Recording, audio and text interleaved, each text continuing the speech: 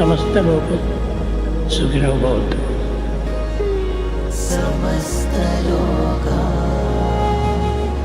सुखिनो भवन्तु। समस्त लोक सुखिनो भवन्तु। समस्त लोका सुखिनो भवन्तु। समस्त लोक सुखिनो भवन्तु।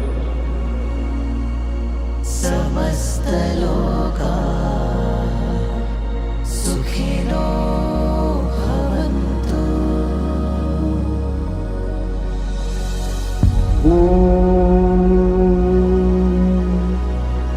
शांति शांति शांति।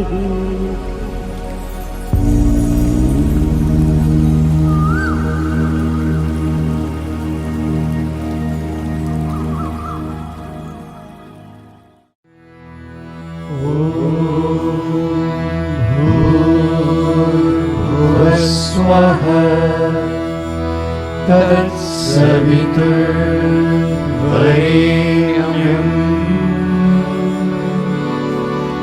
भर्गो देवस्य धीमहि धियो यो नः प्रचोदयात्।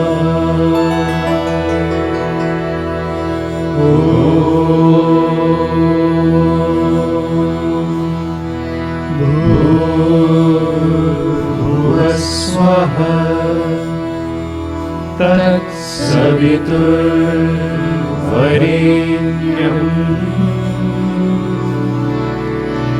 भर्गो देवस्य धीमहि धियो यो नः प्रचोदयात्।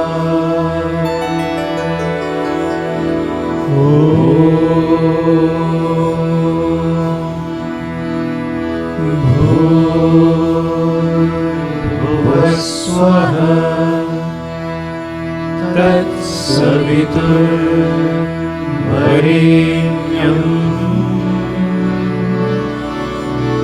भर्गो देवस्य धीमहि धियो यो नः प्रचोदयात्।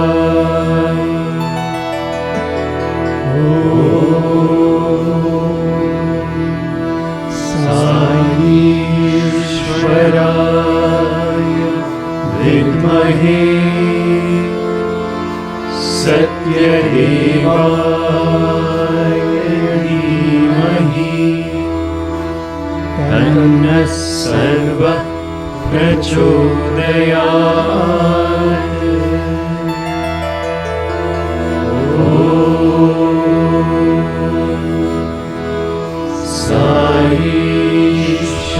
ईश्वराय विद्महे सत्यदेवाय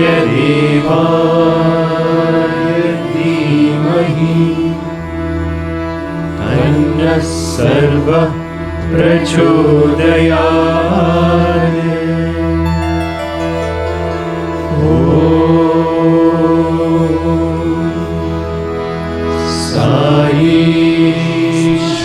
ईश्वराय विद्महे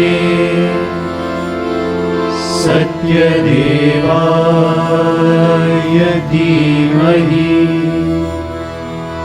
तन्नः सर्वः प्रचोदयात्।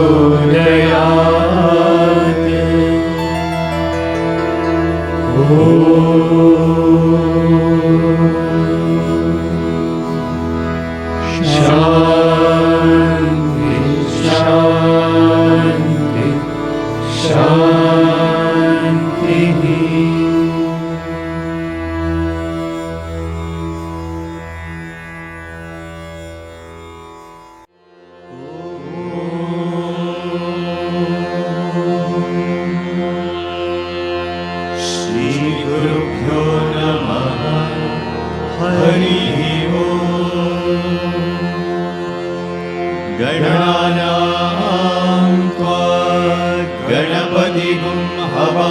नमामहे कविं कवीनामुपमश्रवस्तमम् ज्येष्ठराजं ब्रह्मणां ब्रह्मणस्पत शृण्वन्नोतिभिस्सीदसादनम् प्रणो देवी सरस्वती वाजेभिर्वाजिनीवती दीनामवित्रयवतु गणेशाय नमः सरस्वत्यै नमः श्रीगुरुभ्यो नमः हरिः ओम्। ॐ नमो भगवते रुद्राय ॐ नमस्ते रुद्रमन्यवमुतोर्दैशवे नमः नमस्ते अस्तु धन्वने बाहुभ्यामुदते नमः या तैषु शिवतमा शिवं बभूवते तनुः शिवा शरव्याया तव तया नो रुद्रमृडया या ते रुद्रशिवा तनूरघोरा पापकाशिनी तया नस्तनुभाषन्तमया गिरिशं ताभिजागशीः यामिषुं गिरिशन्तहस्ते विभक्ष्यस्तवे शिवां गिरित्रतां कुरु माहि पुंसि पुरुषं जगत् शिवेन वचसा वागिरिशाच्चावदामसि यदा नः सर्वमिज्जगदयक्ष्मगुं सुमना असत् अद्य वोचदति भक्ता प्रथमो नैव्योऽभिषत् अहीतुश्च सर्वान् जम्बयन् सर्वाश्च यातु नान्यः असौ यस्ताम्रो अरुण उत बभ्रुः सुमङ्गलः ये चेमागुं रुद्रा अवितो दिक्षु श्रुताः सहस्रशो वैशाखुं हेडयीमहे असौ योपसर्पति नीलग्रीवो विलोहितः उतैनं गोपा अदृशन्नदृशन्नुदहार्यः उतैनं विश्वा भूतानि स दृष्टो मृडयादिनः नमो अस्तु नीलग्रीवाय सहस्राक्षाय मीडुषे अतो ये अस्य सत्त्वानोऽहं तेभ्यो करन्नमः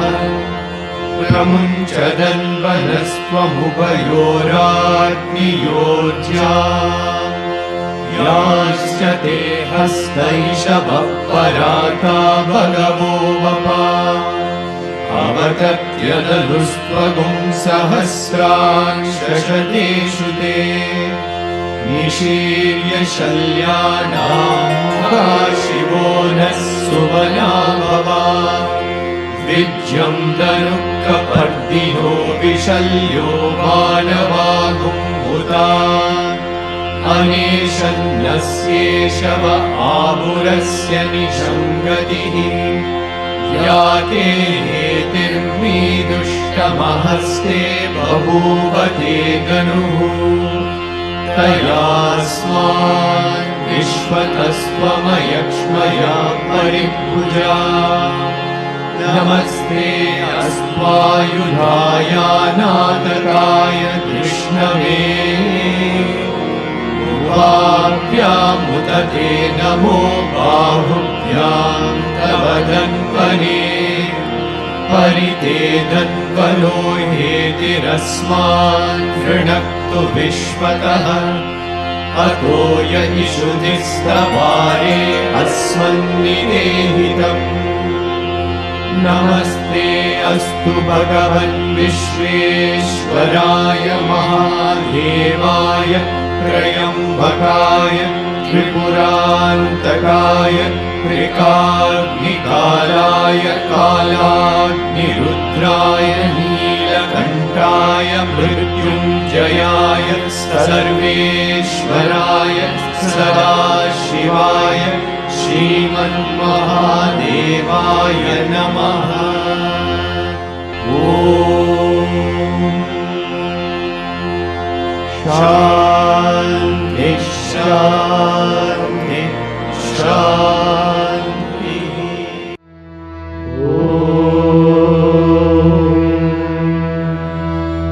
त्र्यम्बकं यजामहे सुगन्धिं पुष्टिवर्धनम् उर्वारुकमिव बन्धनान् मृत्योर्मुक्षीयमामृतात्।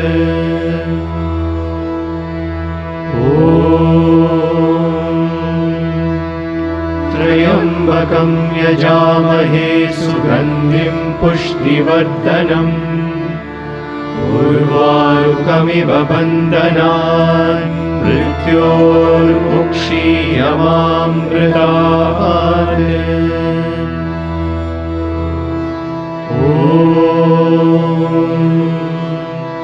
त्र्यम्बकं यजामहे सुगन्धिं पुष्टिवर्धनम् उर्वारुकमिव बन्धनान् मृत्योर्मुक्षीयमामृतात्।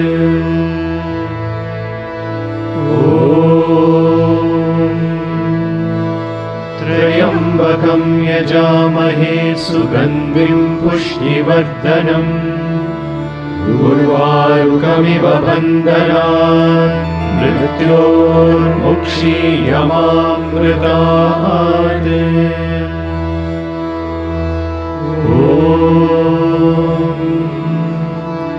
त्र्यम्बकं यजामहे सुगन्धिं पुष्टिवर्धनम् उर्वारुकमिव बन्धनान् मृत्योर्मुक्षीयमामृतात्।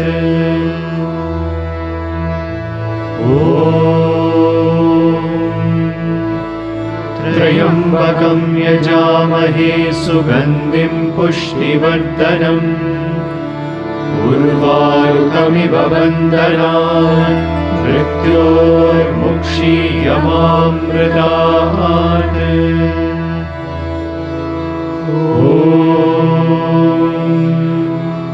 त्र्यम्बकं यजामहे सुगन्धिं पुष्टिवर्धनम् उर्वारुकमिव बन्धनान् मृत्योर्मुक्षीयमामृतात्।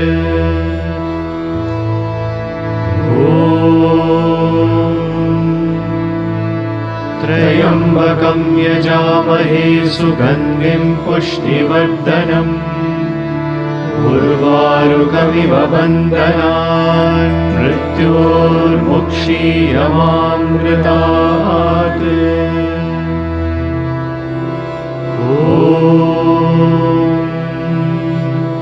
त्र्यम्बकं यजामहे सुगन्धिं पुष्टिवर्धनम् उर्वारुकमिव बन्धनान् मृत्योर्मुक्षीयमामृतात्।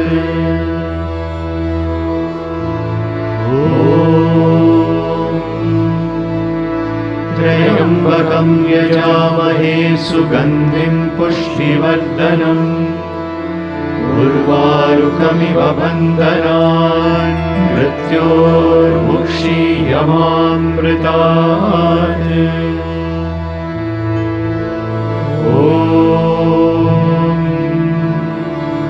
त्र्यम्बकं यजामहे सुगन्धिं पुष्टिवर्धनम् उर्वारुकमिव बन्धनान् मृत्योर्मुक्षीयमामृतात्।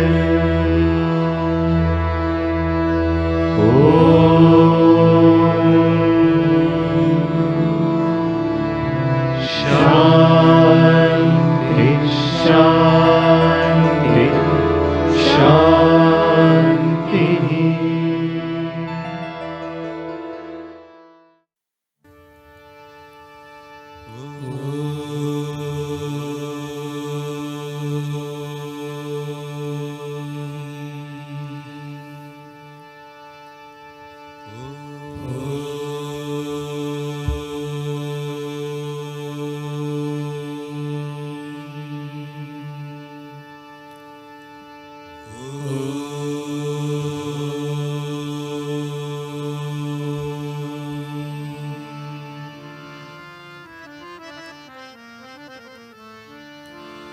गणनाथ पाहि गजानना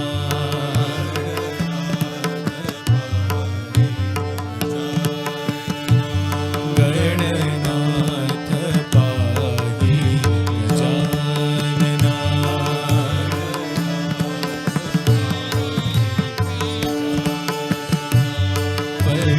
परमेश्वरा दुःखभञ्जना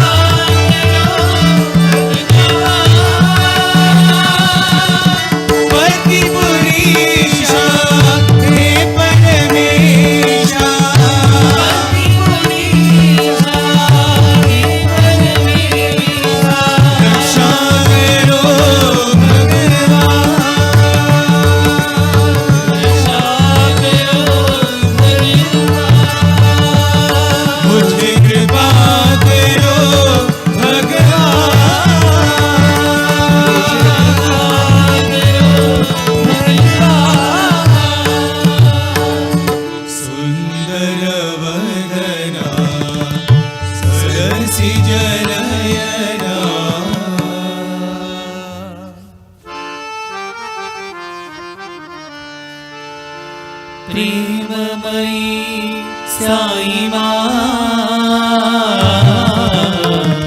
ज्ञानमयी साई माँ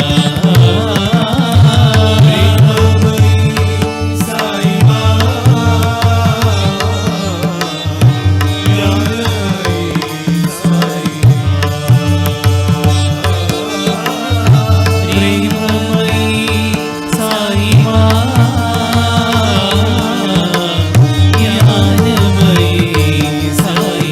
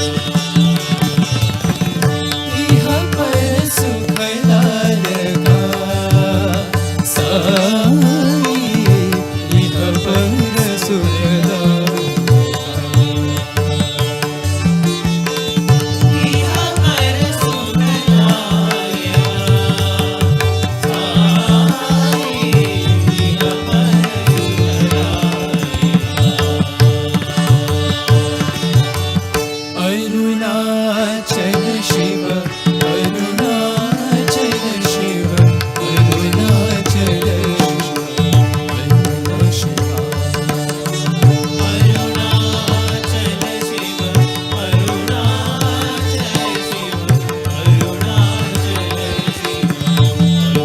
शिव अक्षयलिंगा आत्मलिंगा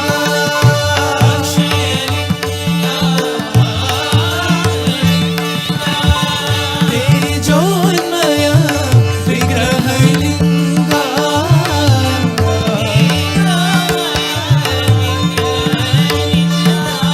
इह पर सुखदायका ईशा इह पर सुखदायका साई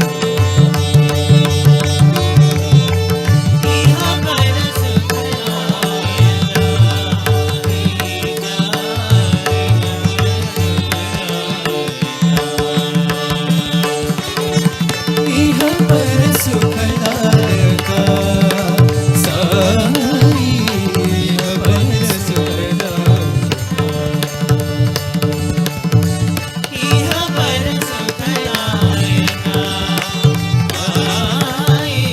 इह पर सुखदायका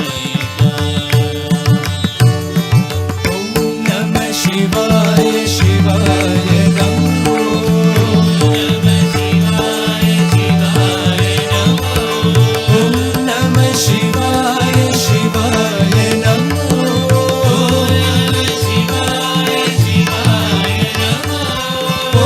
नमः शिवाय शिवाय नमो ॐ नमः शिवाय शिवाय नमो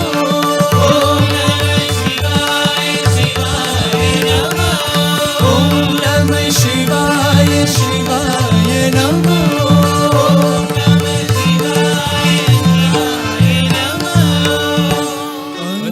अरुणाचल शिव अरुणाचल शिव अरुणाचल शिव अरुणाचल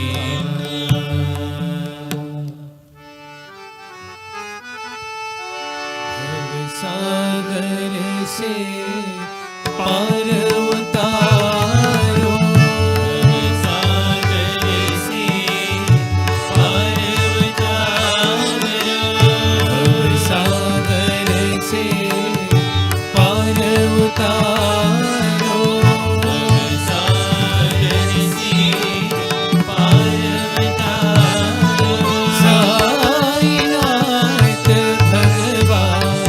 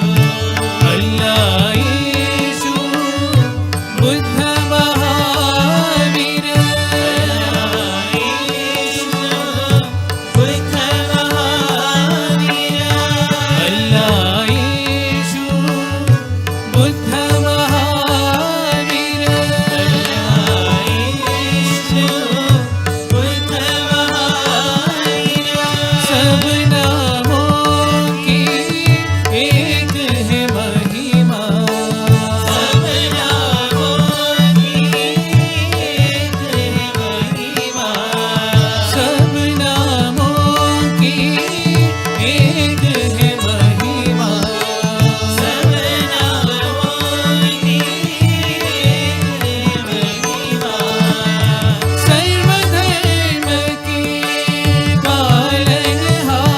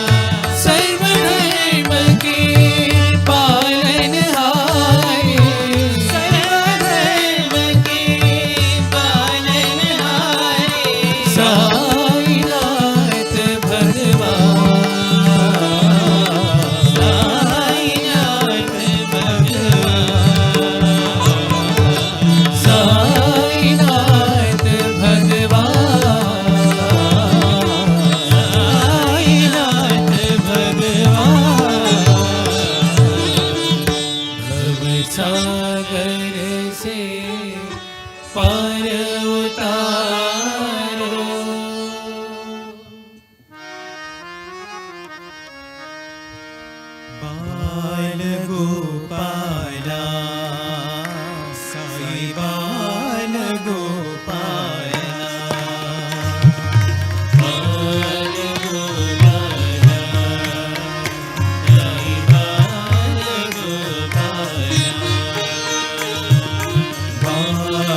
ബാലഗോപാല സായി ബാലഗോപാല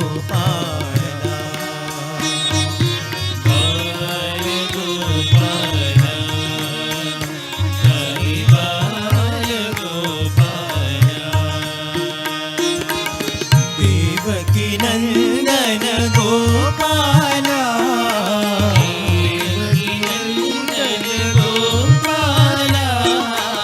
ദേവകി നന്ദന ഗോപാല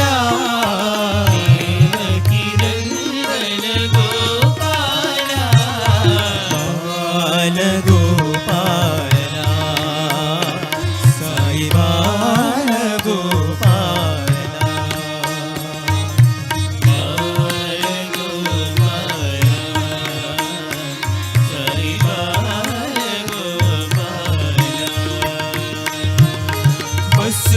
വസുദേവനന്ദന ഗോപാല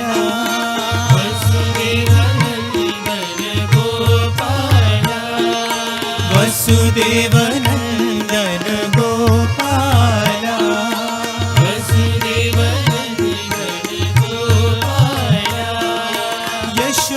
യശോദനന്ദന ഗോപാല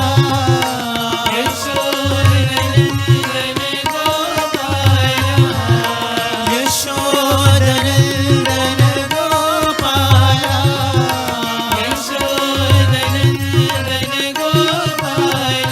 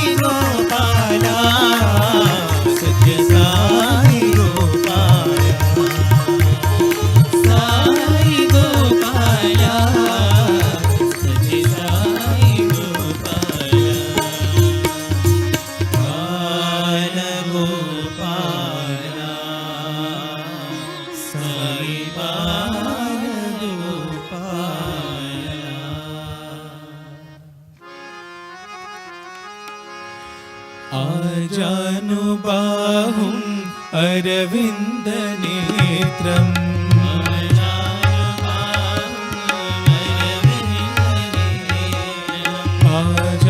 आजानुबाहुम् अरविन्दनेत्रम्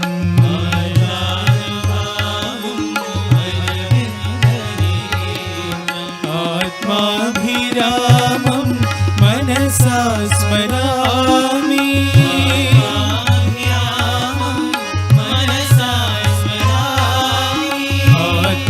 आत्माभिरामं मनसा स्मरामि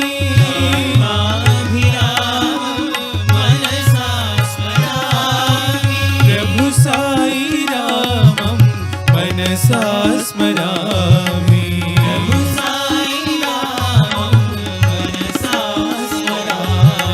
प्रभु साई रामं मनसा स्मरामि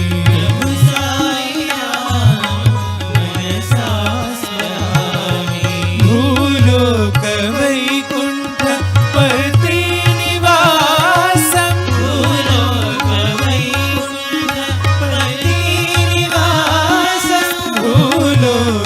वैकुण्ठ पर्ति निवासं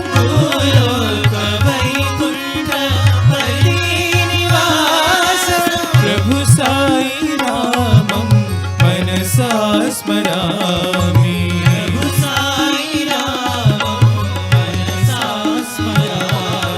प्रभु साई रामं मनसा स्मरामि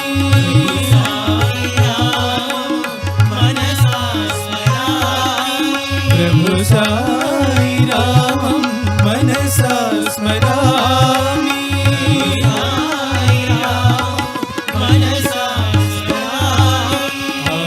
आजानुबाहुम् अरविन्दनेत्रम्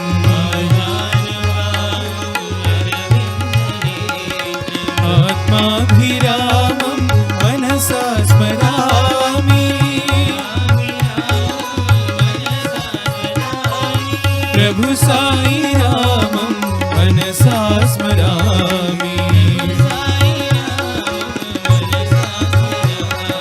भूलोक वैकुण्ठ पर्ति निवासं प्रभु साई रामं मनसा स्मरामि प्रभु साई रामं मनसा स्मरामि प्रभु साई रामं मनसा स्मरामि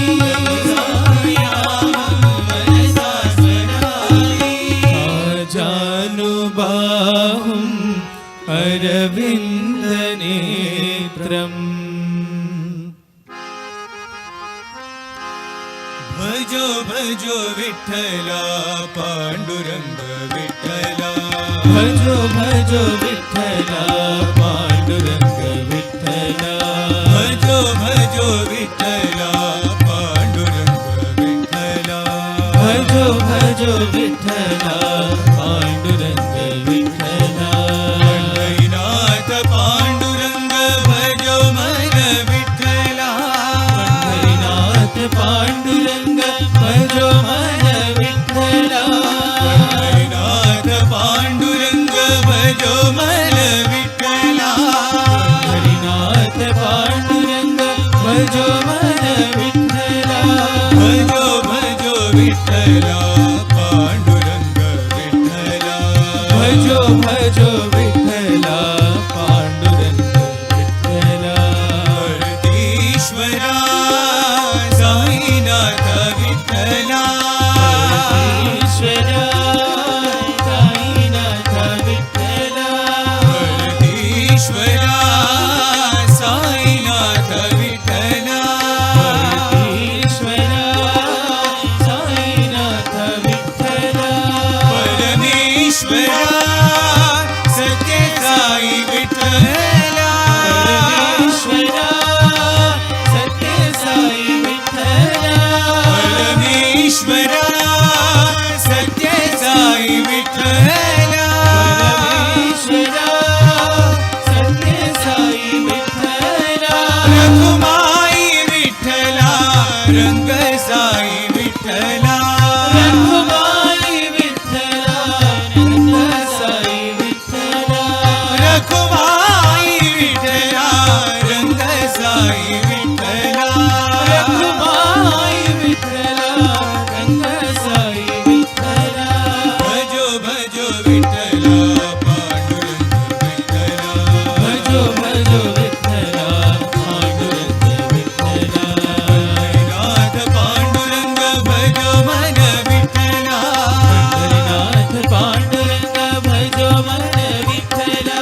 भजो भजो विठ्ठला पांडुरंग विठ्ठला भजो विठ्ठला पांडुरंग विठ्ठला परमेश्वरा साईनाथ विठ्ठला ईश्वरा साईनाथ विठ्ठला परमेश्वरा सत्य साई विठ्ठला परमेश्वरा सत्य साई विठ्ठला रखुमाई विठ्ठला रंग साई विठ्ठला रखुमाई विठ्ठला रंग साई विठ्ठला रखुमाई विठ्ठला रंग साई विठ्ठला रखुमाई विठ्ठला रंग साई विठ्ठला भजो भजो विठ्ठला पांडुरंग विठ्ठला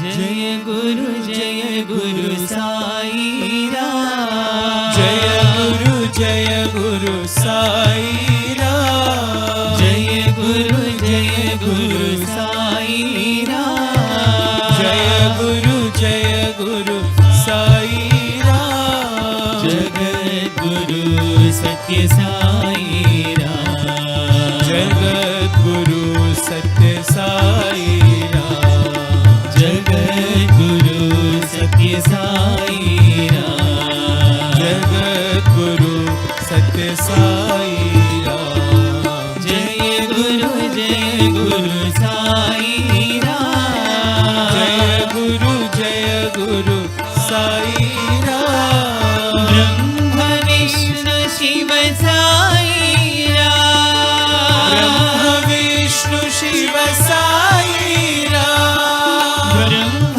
विष्णु शिव साई राम ब्रह्म विष्णु शिव साई राम ब्रह्म रूप साई राम ब्रह्म रूप साई राम ब्रह्म रूप साई राम ब्रह्म रूप साई राम मात पिता गुरु साई राम पिता गुरु साई राम मात पिता गुरु साई राम पिता गुरु साई राम जगद्गुरु सत्य साई राम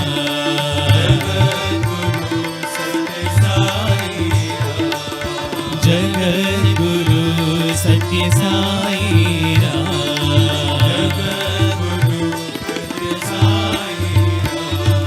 जय गुरु साई राम जगद्गुरु सत्य साई राम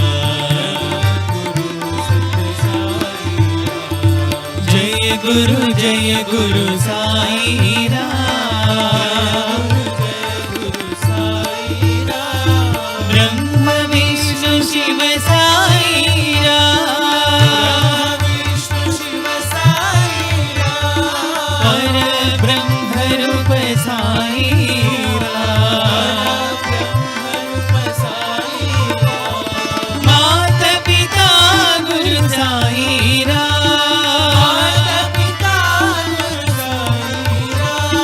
जगद्गुरु सत्य साई राम जगद्गुरु सत्य साई राम जय गुरु साई राम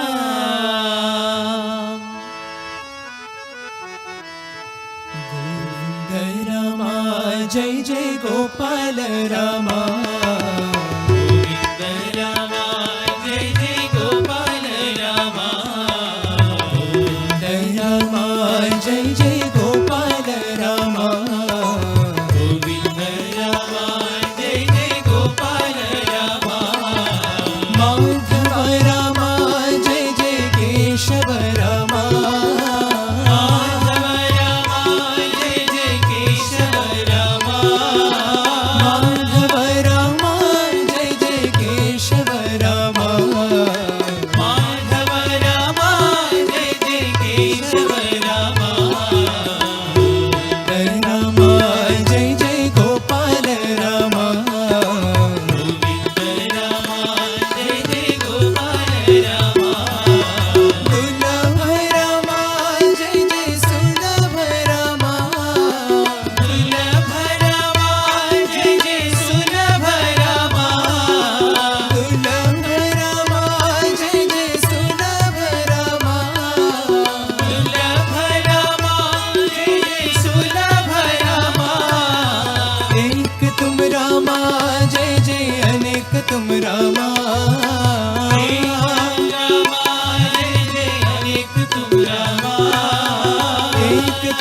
रामा जय जय अनेक तुम रामा एक तुम रामा जय जय अनेक तुम रामा गोविंद रामा जय जय गोपाल रामा गोविंद रामा जय जय गोपाल रामा माधव रामा जय जय केशव रामा माधव रामा जय जय केशव रामा गोविंद रामा जय जय गोपाल रामा गोविंद रामा जय जय गोपाल रामा दुर्लभ रामा जय जय सुलभ रामा दुर्लभ रामा जय जय सुलभ रामा एक तुम रामा जय जय अनेक तुम रामा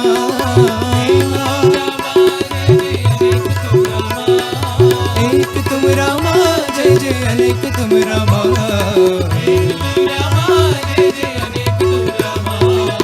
गोविंद रामा जय जय गोपाल रामा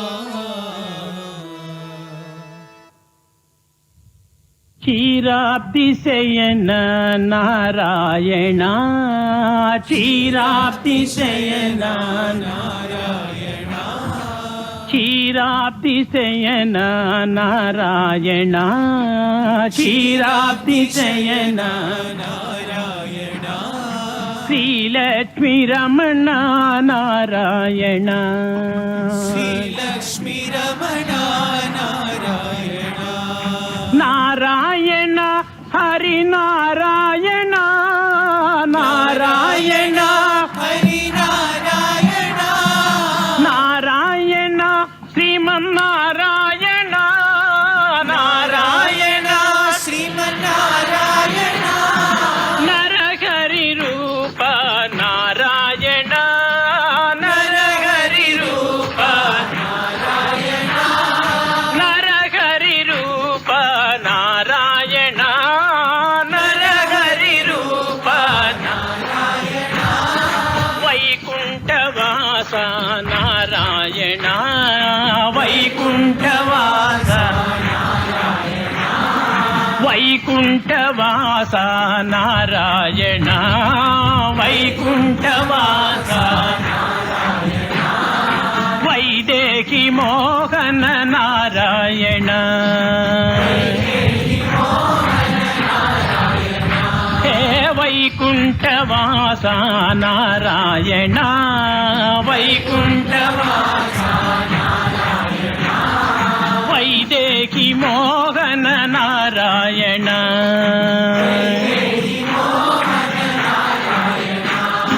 नारायण लक्ष्मी नारायण नारायण लक्ष्मी नारायण नत जन परिपाल नारायण नत जन परिपाल नारायण क्षीराब्धिशयन नारायण क्षीराब्धिशयन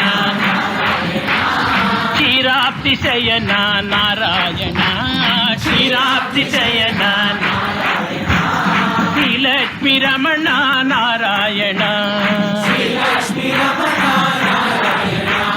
नारायण लक्ष्मी नारायण नारायण लक्ष्मी नारायण श्रीमन्नारायण नारायण नरहरि रूप नारायण नरहरि रूप नारायण वैकुण्ठवास नारायण वैकुण्ठवास वैदेही मोहन नारायण हे वैकुण्ठवास नारायण वैकुण्ठवास वैदेही रमण नारायण नारायण हरि नारायण नारायण नरहरि रूप नारायण नरहरि रूप नारायण क्षीराब्धिशयन नारायण श्रीलक्ष्मी रमण नारायण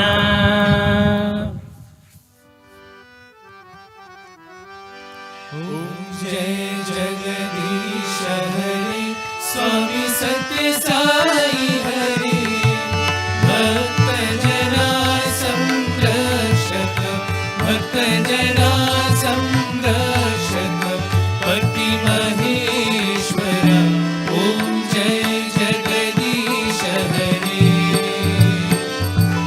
शशिवदना श्रीधरा सर्वा प्राणपते स्वामी सर्वा प्राणपते आश्रित कल्पलतिका आश्रित कल्पलतिका आपद्बान्धव ॐ जय जगदीश हरे माता पिता गुरुदैवमु मरियन्तयो नीवे स्वामी मरियन्तयो नीवे नाद ब्रह्म जगन्नाथ नाद ब्रह्म जगन्नाथ नागेन्द्र शयन ॐ जय जगदीश हरे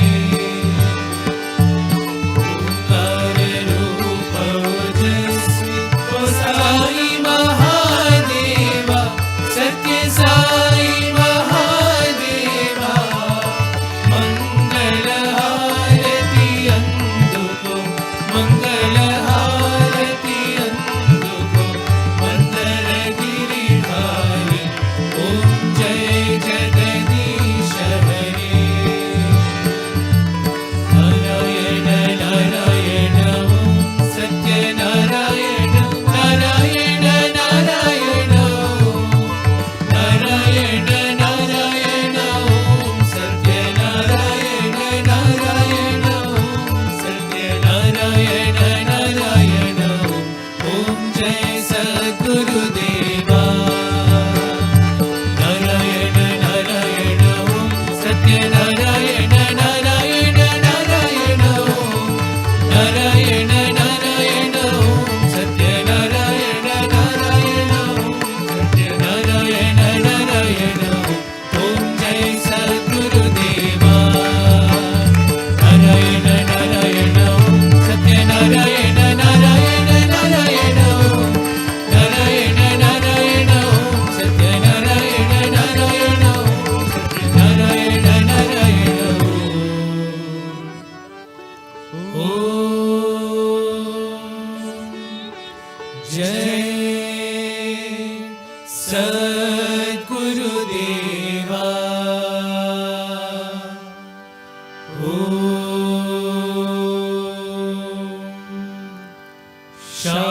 शांति शांति शांति समस्त लोकाः सुखिनो भवन्तु समस्त लोकाः सुखिनो भवन्तु समस्त लोकाः सुखिनो भवन्तु ॐ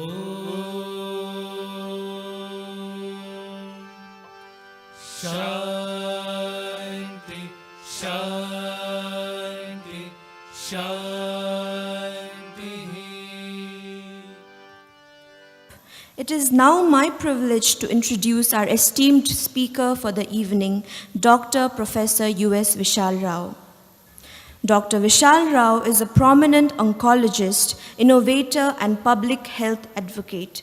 He currently serves as the country director of Head and Neck Surgical Oncology and Robotic Services. He is widely known as the inventor of the Om Voice prosthesis, a low-cost speaking device for throat cancer patients, recognized as one of the top 100 global social innovations, which has received international acclaim from the BBC, Harvard Business Review, and Forbes. And for this innovation, he was awarded the Rotary Vocational Excellence Award in 2016. He serves as an advisor to the World Health Organization on national tobacco control programs and the government of Karnataka's Committee on Cancer and Tobacco Control. He is a member of the consultative group to the Principal Scientific Advisor, Government of India, the Indian Council of Medical Research, and the Vision Group for Biotechnology, Government of Karnataka, IT and BT Department. His ongoing clinical research includes innovations in voice prosthesis, imaging in oral cancer surgery, and tongue preservation therapies. Dr. Rao has been honored with numerous prestigious awards, to name a few: the Honorary FRCS Fellowship of the Royal College of Surgeons, Glasgow, the Judy Wilkenfeld Award for Global Excellence in Tobacco Control, and the Kannadiga of the Year 2018 for his contributions in science and technology. Sir is also a TEDx speaker, a visiting faculty at the Johns Hopkins Leadership Programs, an editor of acclaimed journals, and also actively participates in the Department of Physics at SSSGC. With over 100 national and international publications, 18 filed patents across medical devices, drugs, and surgical techniques, Dr. Rao continues to shape the future of healthcare and innovation in India. With this inspiring preamble, I invite you, sir, to kindly deliver your talk entitled Human Values in Health.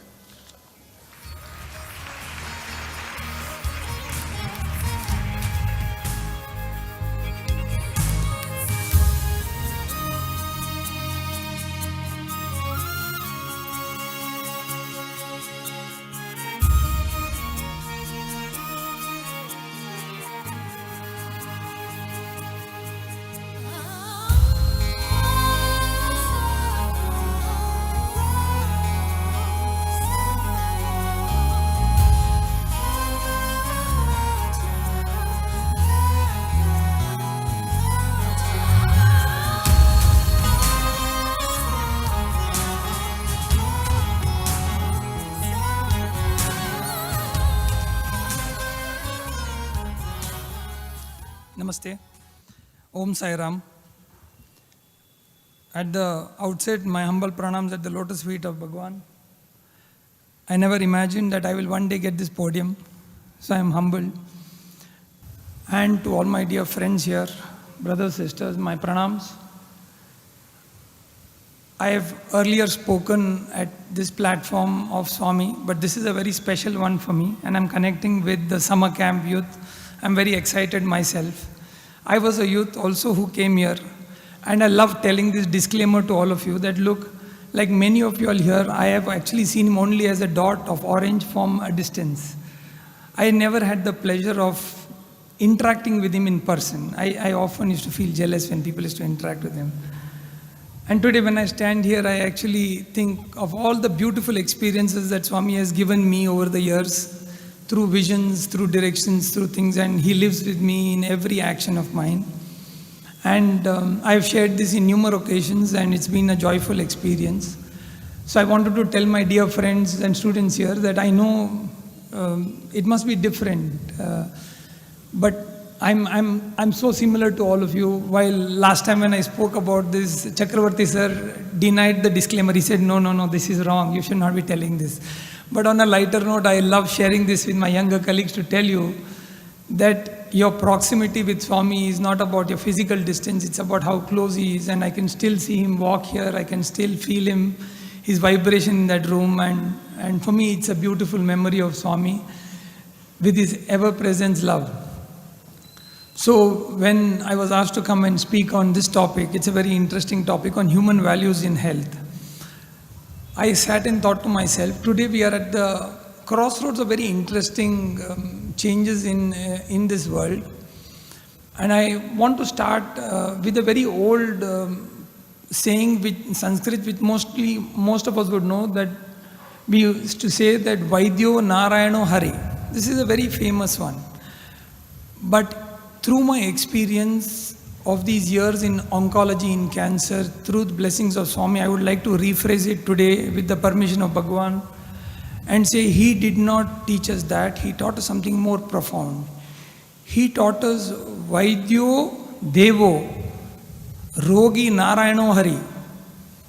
And I think this is more profound than just saying Vaidyo Narayana Hari, where we ourselves keep ourselves at a higher tradition and say that we are God. Bhagwan, in his own humble ways, I think the super speciality hospital today stands as a testimonial of his love to the world, his commitment to showing the true power of seva, and reiterating the word that Vaidyo Devo Rogi Narayano Hari. That patient is God. And time and again, through my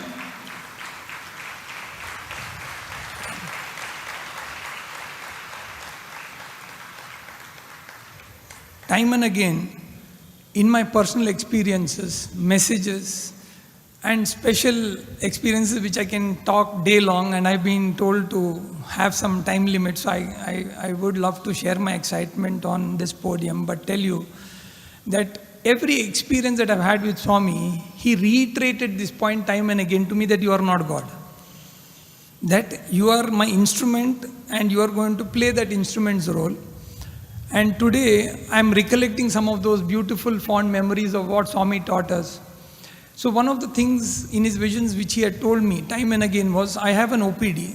You know, it's framed in my own crazy way. I keep, you know, it's a little disorganized. I have a scribble board on one side where I keep writing ideas, notes, thoughts that come in, and I have Swami's photo. He often used to, in my visions, tell me that this is your Prasanthi Nilayam, this is your Sai Kulvanthal, this is your Dwarakamai, you sit and work here. I will come to visit you. Many times he has told me this, and I used to wait, and I have had such beautiful experiences just sitting there. And time and again in his messages, in a very simple way, he taught me that if you talk to a patient nicely, that is a good prayer. If you do a good surgery, that is a big Ashwamedha Yagna. That is good enough. And time and again, I have tried to imbibe the same teaching to my fellow colleagues, students across this journey of what beautiful message that Swami gave to me, and reiterated what I again said, that Vaidyo Devo Rogi Narayano Hari. That when your patient comes in front of you, and oftentimes in cancer I used to see this, that the patient would come, touch my feet and say thank you. I often would try to reverse and touch his feet also and say thank you for the opportunity. Because Swami's ways of settlements are very, very, very, very unique. And there were n amount of times that he shared that explanation to me on why that patient came to me, what was the karmic connection between me and him. And after which I stopped asking him questions. The reason being, sometimes karmic connections are very complex. It's not easy to know after you know those connections. It was one single time that I asked him a question on a young boy who had cancer, and after which he explained to me that particular narrative. I thought I should not know more, because every time they would come, we would know more connections. We have to perform our role, we have to perform our duty. And I think the beauty, again, what I wanted to reiterate to each one of you is, everyone sitting here today is a testimonial, and Swami time and again told this, that we are not humans who lead a spiritual life, but we are spiritual beings who are experiencing a human life. This is so profound and important for us to know, that Swami's biggest message, and in my title of the talk today, Human Values in Medicine, in Health. What is the greatest human value a spiritual being can have? The greatest and the most profound of all of it, which is written all over here, is love all, serve all. And I think there cannot be a bigger human value than love, as far as what Swami's teaching went, and as far as what I can talk to you all today, in Bhagwan's grace, that love is the greatest of all human values. Love is what we can do to give ourselves, and it is only when you love ourselves fully that you can see Bhagwan in you, then you can see Bhagwan in others. It is not an easy journey inwards. I always say the outward journey is easy, the inward journey is the more complex one. It is easier said than done. And through these years of journey, through failures, through rejections, through difficulties, Swami carves a path for you to fail successfully. And I think time and again in my messages he told me a very simple thing, that Vishal, even if you treat one patient, treat him correctly, treat him fully, treat him completely. And I tell this to juniors, you on your first day of practice cannot have 100 patients. During your course of work, treat one patient correctly. And through my years of work with the Sathya Sai organization in Bangalore, where we used to volunteer for villages, Bovipalya, Tarabanali, Madapanali, several villages where we used to go home to home, do de-addiction programs, volunteering, I would see this part that he would confirm that messages that he was present there. He would come and ask questions on that specific particular patient. Is that patient become all right? Is that patient recovering very well? It was not about understanding, has the village been better? He would ask specifically a point on one particular patient's ailment and particular thing. And that was the specific point, the detailing with which Swami would ask questions. And again, like I said, it's my experiences that my brother colleagues have told me about how Swami would interact with them. I had not personally interacted, but it was filled with joy and memories when I used to even hear these things of what Swami asked questions about. Again, to tell you, my friends, that we may not be in our lifetime opportunities getting to serve 100,000 million, but one person correctly treated at a time is a great service.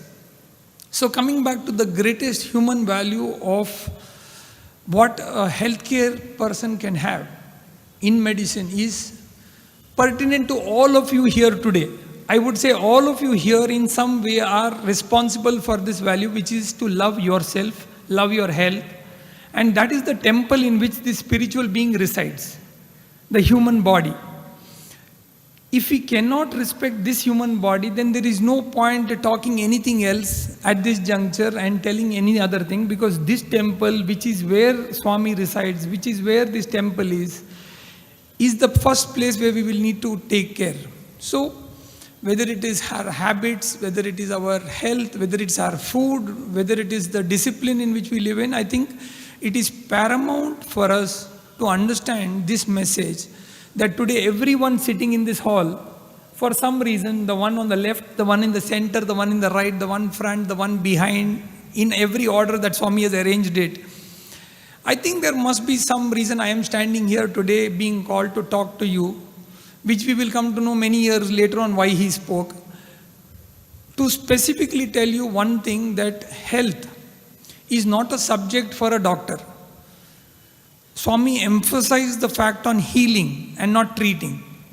And I often remember, and today when I kept this book, which is the book I wrote in front of Swami's feet, the book is titled Heal Your Cancer.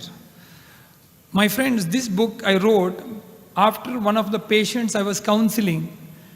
This book is a story of, a collective stories of a few patients of mine who did not listen to me, who actually did what they wanted despite my advice and became better. So this book is not about me, it's not about my story, it's not about how great is allopathy treatment or chemotherapy or radiotherapy. This book is a very interesting book about how despite my advice they got cured, not listening to me. That means there must be some power beyond us that controls this universe, and I wanted to write the stories of these people. Because after I told them, don't do this, they went and did it. And they told me, by the way, I'm all right now, thanks to you, we didn't listen to you. But it was a great learning lesson for me to say that, look, I told them based on my books, but they wanted to practice something and try something which for me at that point in time I had less belief system in. But Swami through his own way showed me some things, and those narratives were captured in this book today. Again, bringing the concept of healing. I remember one of the beautiful visions in which Swami told me that when I was talking as a cancer specialist researching on cancer, he told me something very beautiful, that each one of us sitting in this hall here today started with one cell. Correct? We all agree with that. We were all in our mother's womb, starting with one cell, and we became 1 trillion cells within 9 months, quickly to become what we are, and nobody called us a growth. nobody called us anything negative. We were told that we are a beautiful soul who's coming into this world. And today when we deal with a word like cancer or tumor, we use a lot of negative terms. Swami's first thing to me at that teaching also was that give those cells love. Do not use the word hatred of killing, eliminating, cutting it off. And so I, as a surgeon, also refrain from using such words, which I think do not use or share the word love with it. Because that somewhere, in some way, shows our own selves that we are not following it. So in the essence of that love, again to tell you, my friends, that it's very interesting that through this entire thing, if we are not able to love our own health, we will not be able to give this health to others also. So in some sense today, to all of you, I don't think you have to have a degree of a doctor to call yourself a doctor and then to tell what human values we should be having, because I think we should be first having our spiritual values that imbibes our human values, that directs us to our goal of our inward journey in healing. And healing is always an inward journey. We are at a very interesting point in COVID today. You know, I always, on a lighter note, say that AD is after disease and BC is before COVID. The world has been divided now. If you look at it, the world is divided into these two time frames. And jokingly, somebody else says there is ED also, you know. So now, that is, if you look at AD and BC, AD is after death. And today, if you look at after disease, and if you look at the time that we are having today post-COVID, it's a different world out there that we are living in. And on a joking, lighter note, that when we think about what happened, a lot of things happened. You know, while we were discussing in one of the forums, somebody very interestingly told me, I think, the society was the virus and COVID was the vaccine. Because we were going mad in our own ways. We had to have COVID come to stop us from our madness, to make us silence, to listen to the sound of trees, the birds chirping. It was that much of noise that was there in this society that COVID had to come to help us think.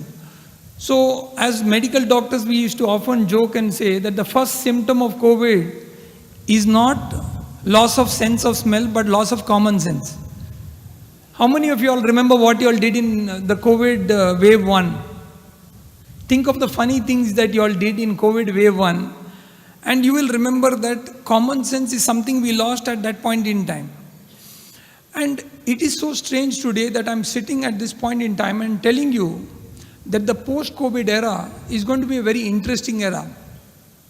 And this era has brought together, again, what Swami, in terms of human values, kept talking about. It is beautifully brought this, and today, my friends, I am again giving this clarion call to you all on behalf of Bhagwan and on behalf of all our teachers here, that it is you people who will have to take this word forward. I often used to remember Swami's message. Swami always said that the first part of it was, he used to say, my life is my message. Towards the second half, he told me, your life should be my message. So today, if I'm giving you a message, it is Swami's message that I'm giving you, with all disclaimers and all copyrights, telling you that, look, Bhagwan told us, now you ambassadors will have to take this forward, and every time you do an act, you're going to carry with him his energy, his blessings, his name, and I think that's a big responsibility that you will be taking with you. I'm often intrigued by a very interesting story which has inspired me a lot. I remember I was here in one of the lines when I actually had to take a decision 2 decades ago on working with the WHO partners to look at prevention in cancer. And I kept Bhagwan's photo, and I was wanting to know whether I should take this up or not as a surgeon. And I'll tell you a very interesting story pertaining to this, that there was a village in which a person had 3 children. All 3 were doctors. All the 3 children were doctors who used to take care of those villages. And somebody asked the gentleman that, you have 3 children and your eldest son is the most successful. He's the one who's so busy all the time and so well known, but I don't see the other 2 so prominent. So he asked him, how do you feel about this? And how do you feel about the pride you have for your elder son? The father gave a very profound answer. He said, look, among the 3 children, my eldest son is the most famous, most prominent, because he is able to bring people back to life from the point of near death. That's why people from across the regions come searching for him, and in hope of cure and treatment come to him. But if you look at my second son, not that prominent, but the beauty of my second son is he's able to pick up diseases very early. So he doesn't allow people to go to that terminal stage, but he saves them much earlier. So I really like him better than my elder son, because he's doing a good job of not letting them go to that end. But he said, do you know one more thing? My youngest son among this is the most unique. He is so busy working in the villages that he doesn't allow those houses to get sick at all. So I am so proud of my youngest son. My youngest son is my pride, because he does not allow the community to get sick. He does not allow the society to get sick. And my friends today, when I came here many years back, asking Swami for permission and saying, Swami, we need your permission to start prevention. And I was blessed. Today, sitting wherever I'm sitting, I every day remember that the words he told me of telling me that if you are able to reduce one hospital, I will give you an award. He never told me build another hospital. I think Swami's message to the world on Human Values Conference, I want to reiterate, was the power of this society is less doctors, less hospitals, less illnesses. Then it is a healthy society. It is not a healthy society, the current condition.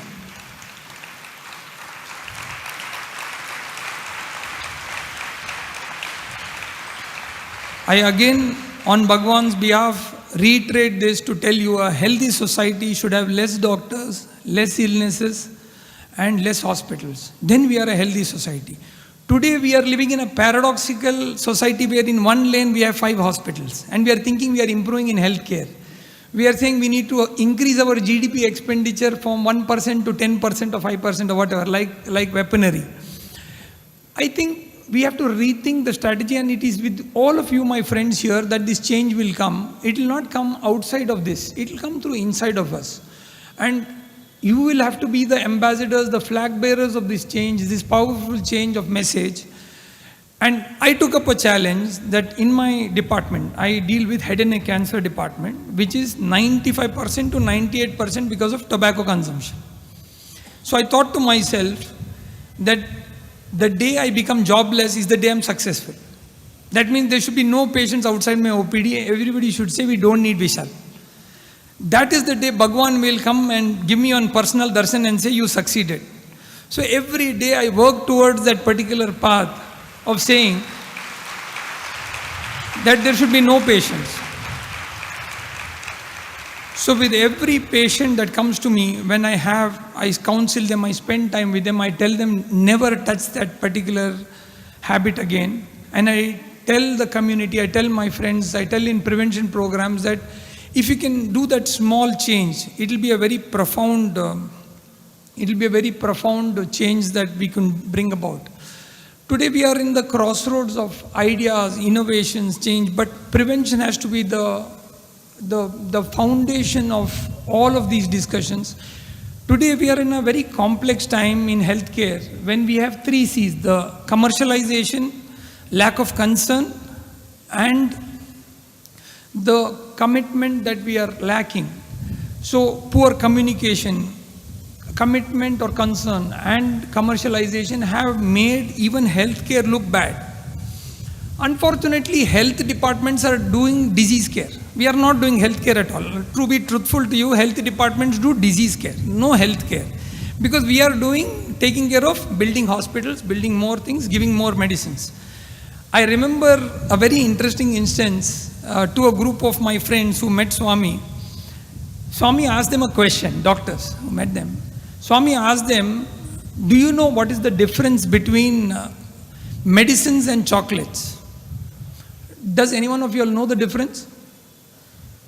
What is the difference between medicines and chocolates? These are a group of prominent doctors, very prominent, well-known doctors who had finished a camp and then after that sat in front of Swami, and Swami asked them this question. It was a very, very thought-provoking question. What's the difference between chocolates and medicine? Anybody wants a guess on this? So I made a wrong guess. So I told my friends, you know what, I think one of them answered saying that chocolates are sweet and medicines are bitter. So Swami laughed at him and said, wrong answer, And then Swami said, you people in the camp were sitting, there were 100 patients, but you had medicines for only 20. So you were trying to do breaking it into half and giving it to a few people. He said, that is like giving chocolates. He says, treat 20 people correctly, the rest I will manage. I think it was a very profound thing for doctors, for us, that he said that medicine is not chocolate that you're distributing it like that for 20 patients. It was a beautiful message from that camp that we learned, that he told us a very profound thing that day, that if you have 20 patients, treat the 20 correctly. Then one of them asked him, saying that, what do we do after that? Because we want, of course, we are all humans, we want to do justice to everybody, correct? Beyond our capacity.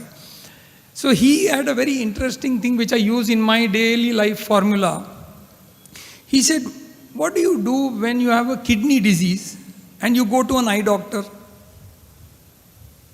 I mean, an eye doctor can't treat a kidney disease, correct? So what does he do? He sends it to a kidney specialist. He says, when you cannot manage something on your own, why don't you refer it to me? And I think it's a very beautiful thing.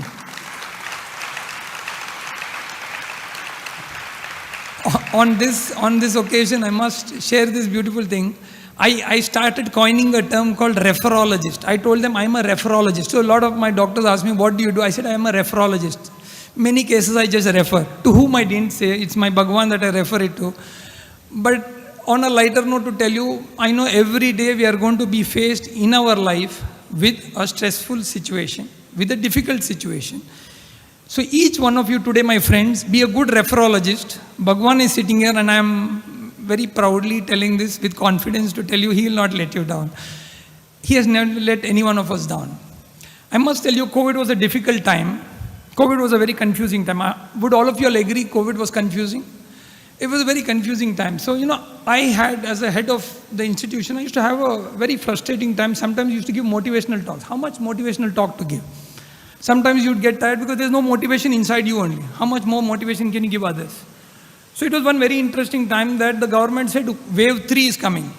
So get ready again. Now my doctors were all tired. They were all frustrated. They said, no, we are done with this. We have no more motivation. But I was told, no, you have to get them all ready like army. My grandfather was in the INA with Subhash Chandra Bose. He was a soldier. My aunt is somewhere here in this audience, Rekha, and my uncle Jairam. So it was a very interesting time that my grandfather, U. Sundar Rao, who was an INA soldier, simple soldier in the INA, told me a very nice thing. When I joined medicine, he wrote a letter. He said, performing your duty is its own reward.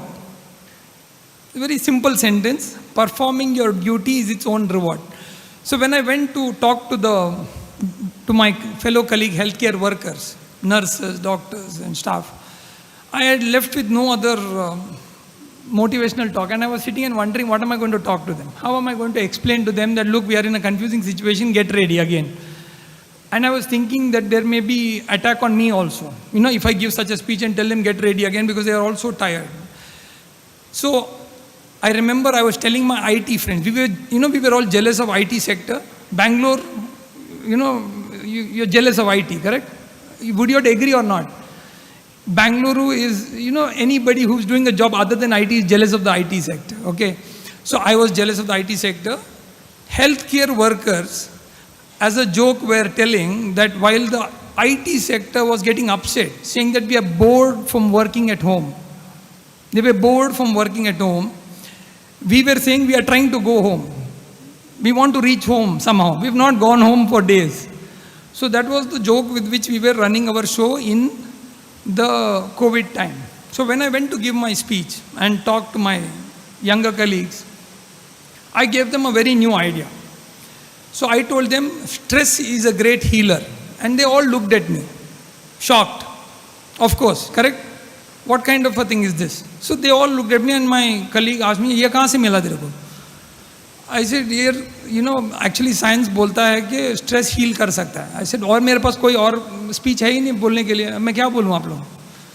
So I said, stress is a great healer. So everybody looked at me in silence, smiled and said, "This is new. We've never heard it." I said, "My friends, I researched it before speaking, that stress, that is good stress, actually can release good hormones, oxytocin, endorphins. Bad stress is the one that releases adrenaline and bad hormones." I was right to a certain extent, but my point was so strong that I wrote an op-ed on this in the Daily Guardian newspaper, actually explaining this point, saying how stress can heal. So I wanted to tell you today, and especially for my younger generation, because today 50% of our patients come saying that we are stressed. Stress is a part of our daily life, and I think how intrinsically it is connected with human values in medicine is because if I am not able to cure your mental health, I will not be able to remove your physical ailment. It is so important, and that's why I want to emphasize today in this forum and platform that I again would like to reiterate to all my friends, the word stress is a common misused word oftentimes. Imagine, I don't know how much Bhagwan must have had stress listening to all of our problems. Sometimes he used to often say that, he looks not that happy because we are not happy all the time. Otherwise he would be smiling, because we all come with a problem. Not once do we come to say Dhanyavadam to him. We only come here to first say, "Sorry Swami, there is a problem."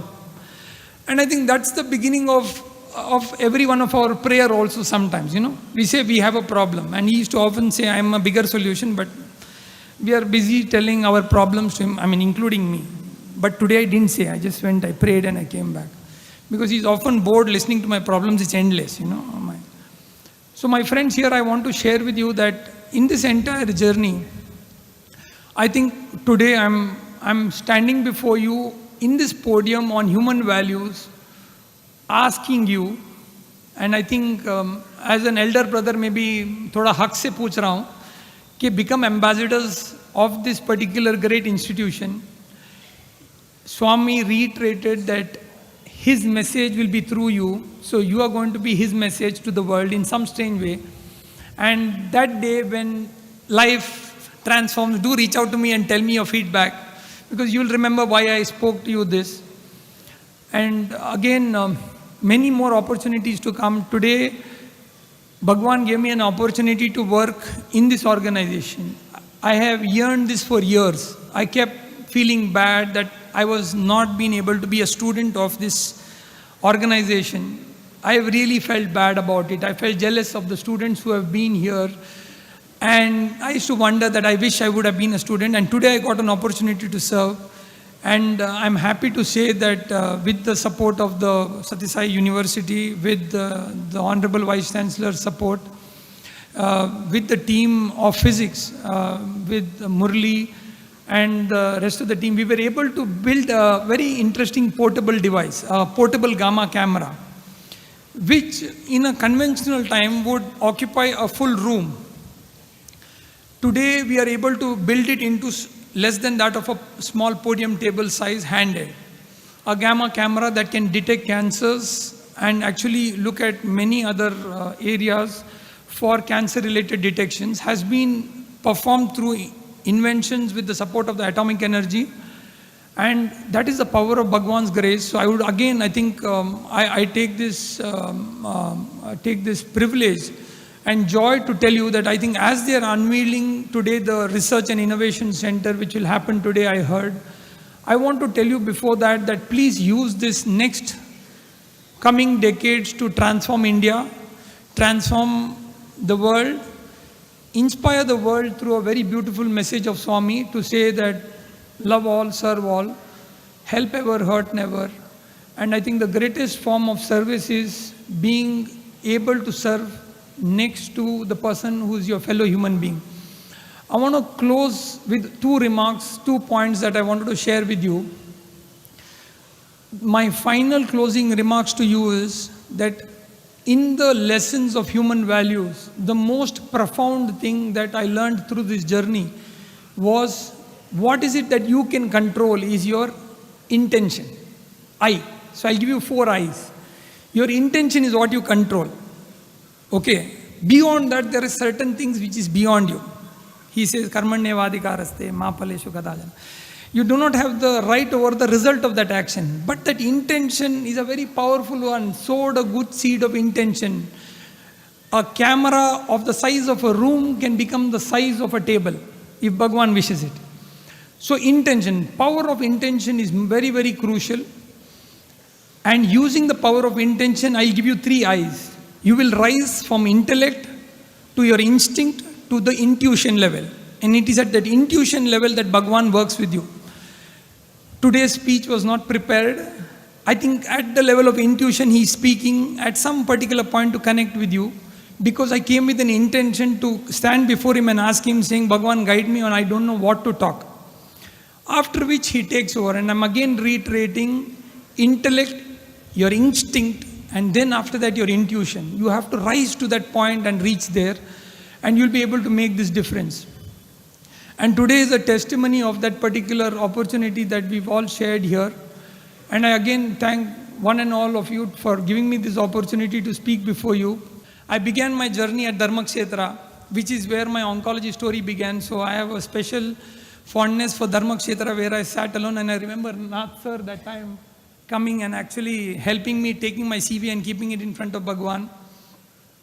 So I want to leave my friends and my brothers and sisters here with this thought of saying thank you for this opportunity, and Sai Ram to all of you. Om Sai.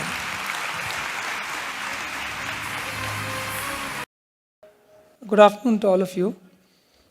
I'm here today to talk to you about the noise of silence and about what we did through uncommon, unusual collaborations to make a difference to break the silence.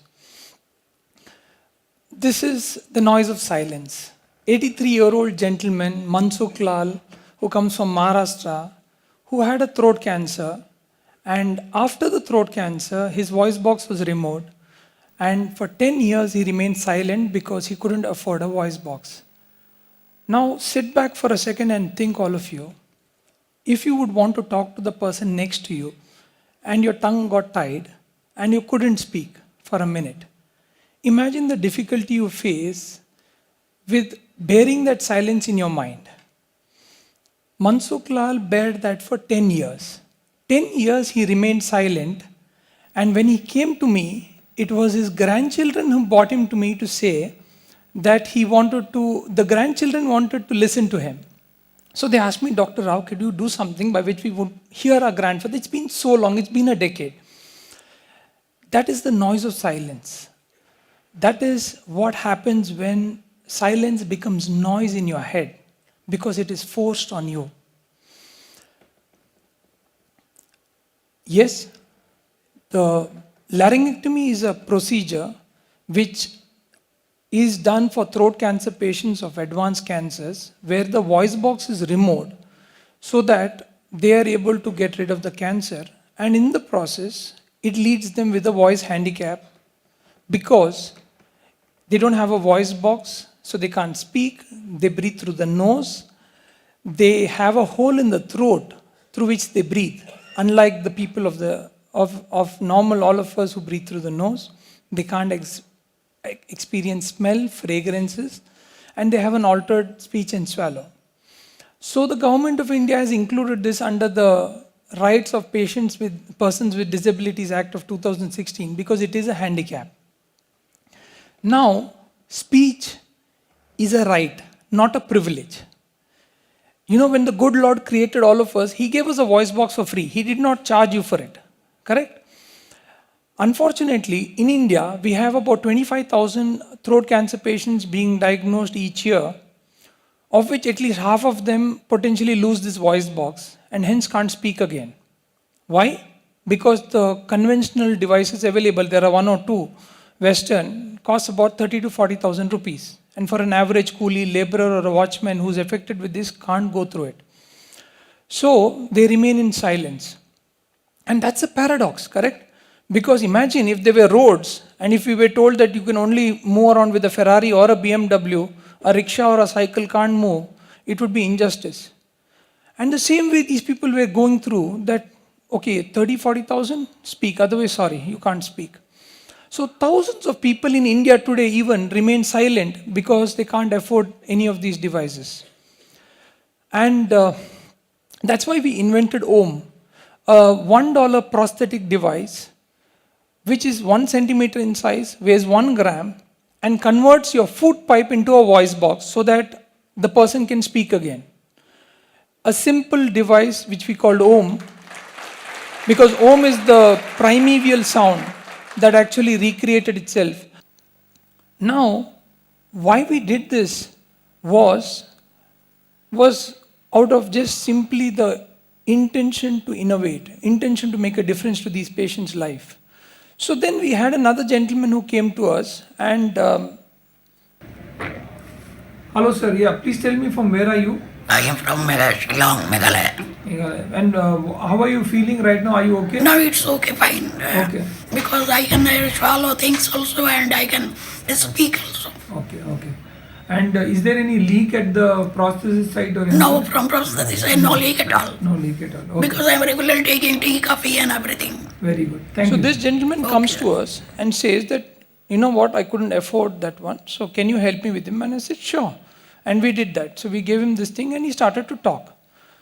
Couple of months later, he comes back to me and says, sir, somebody told me, can I get to the Western device? Maybe I'll be a little better off than this. I said, sure, why not try it? So I said, everybody would be happy. The economy would be definitely happy. So go ahead and do it. So he went ahead, bought a device, spent about 35,000 rupees, and he spoke again. I found down. Thereafter, 7 days after, I will call you, sir. So kindly tell me the exact suitable time for you for holding my phone.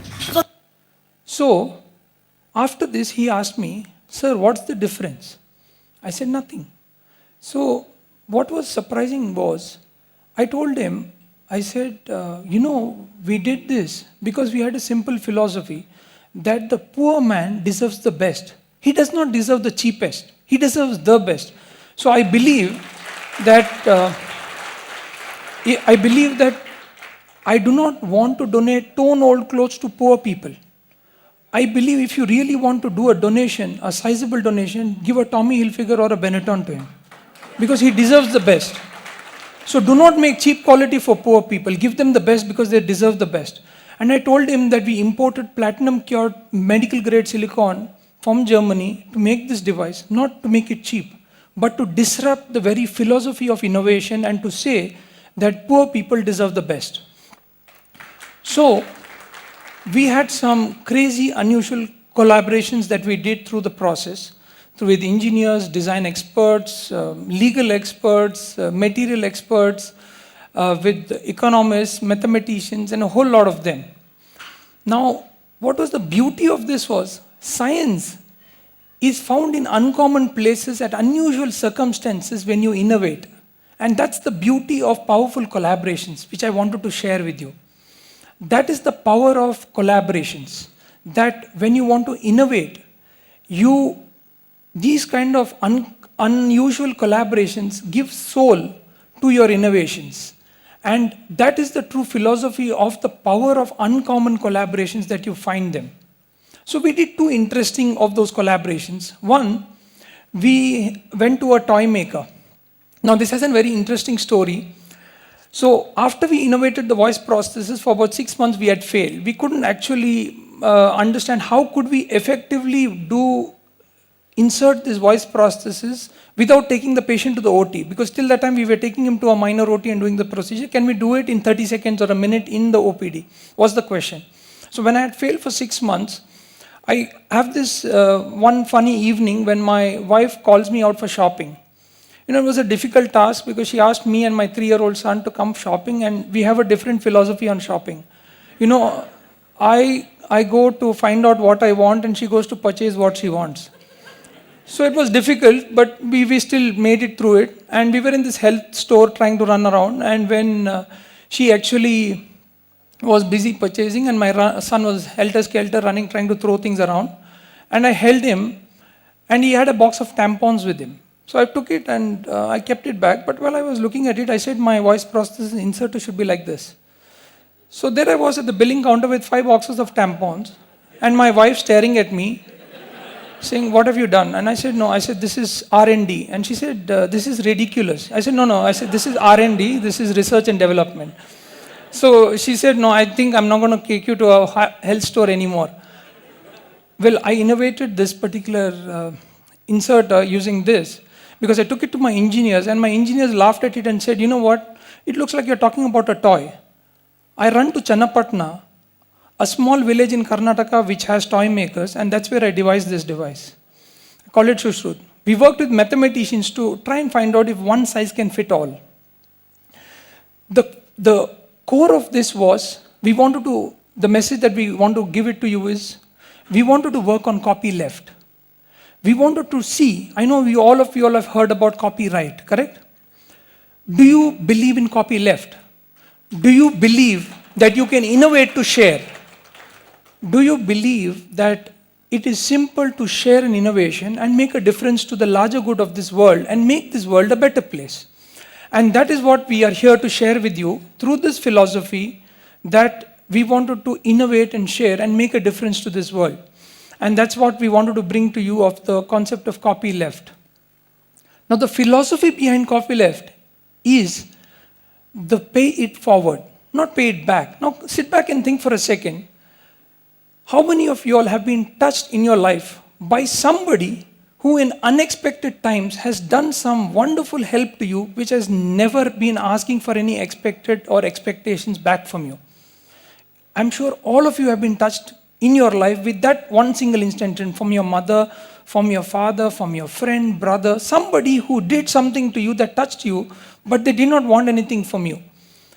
Now, you cannot pay it back to them, but yes, you can pay it forward. Make this world a better place. Copyleft. Innovate and share. Make a difference to this world in such a way that the world becomes a better place. And that's what we did with Design Health Thinking, a small initiative where we believe that the end goal of education is knowledge and the end goal of knowledge is service. So we set up a forum where people can come, share ideas, pay it forward, let anybody steal their ideas and take it away so that the world becomes a better place. So if I can't do something with my idea, let somebody else take that idea and make the world a better place. Thank you very much. ॐ जय जगदीश हरे स्वामी सत्य साई हरे भक्तजना संरक्षक भक्तजना संरक्षक भक्ति महेश्वरा ॐ जय जगदीश हरे शशि भगना श्रीकरा सर्वा प्राणपते स्वामी सर्वा प्राणपते आश्रित कल्पलतिका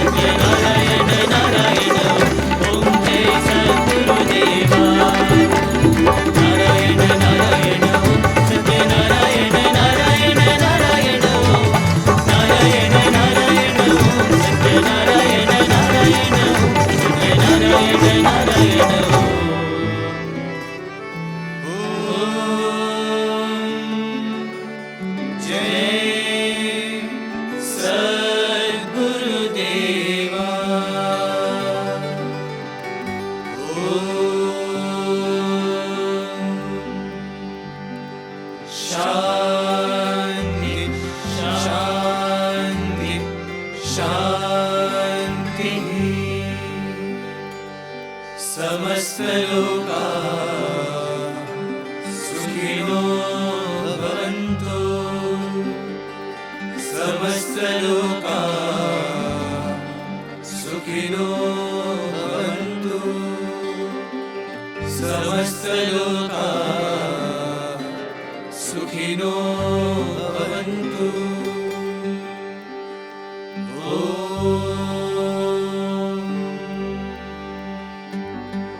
शान्ति शान्ति शान्तिः जय बोलो भगवान श्री सत्य साई बाबा जी की जय।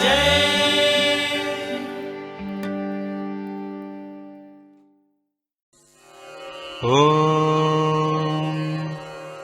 साईश्वराय विद्महे सत्यदेवाय धीमहि तन्नः सर्वप्रचोदयात्।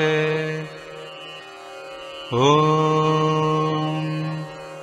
साईश्वराय विद्महे सत्यदेवाय धीमहि तन्नः सर्वप्रचोदयात्। ॐ साईश्वराय विद्महे सत्यदेवाय धीमहि तन्नः सर्वप्रचोदयात्। ॐ साईश्वराय विद्महे सत्यदेवाय धीमहि तन्नः सर्वप्रचोदयात्। ॐ साईश्वराय विद्महे सत्यदेवाय धीमहि तन्नः सर्वप्रचोदयात्। ॐ साईश्वराय विद्महे सत्यदेवाय धीमहि तन्नः सर्वप्रचोदयात्। ॐ साईश्वराय विद्महे सत्यदेवाय धीमहि तन्नः सर्वप्रचोदयात्। ॐ साईश्वराय विद्महे सत्यदेवाय धीमहि तन्नः सर्वप्रचोदयात्।